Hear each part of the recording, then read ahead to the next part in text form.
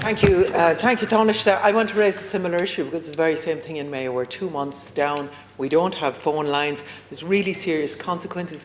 But what to add further insult to injury, they're sending out bills and asking people to pay bills for a service they don't have. Now, I have written to the Consumer Protection around that because I'm sure that's not allowed either. But there's an issue that has to be addressed here. I want to ask you as well about the humanitarian assistance scheme. It's absolutely inconsistent and deeply unfair. Some people are getting it, others can't. People are being asked for receipts. They weren't told at the time. Now they're being told that the loss of food is not covered under the scheme and that people should claim through home insurance.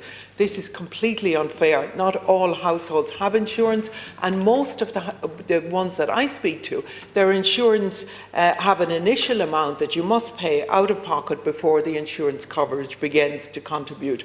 Now, Taoiseach, what I'd say to you is it should be sufficient for the householder to confirm that they are not double claiming from an insurance provider as well, and that they sign for that. But we really have to get this sorted, because you can't promise something on one hand and then find out you have a scheme that doesn't exist or doesn't apply to so many people. Yeah, look, thanks to Deputy Conway-Walsh, and come back. I'll add your situation in relation to the communications to the issue raised in Connemara.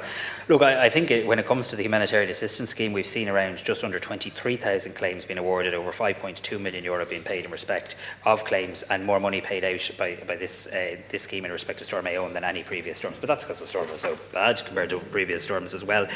What I would ask is, genuinely to be helpful, any specific cases that you have, if you want to provide them to my office, I'll link with Minister Calleary in relation to it, because two things: we want to make sure if someone has an entitlement to support, they're getting it, but secondly, in terms of the review of the storm, any changes that may be required to the scheme, it would be good to see specific examples.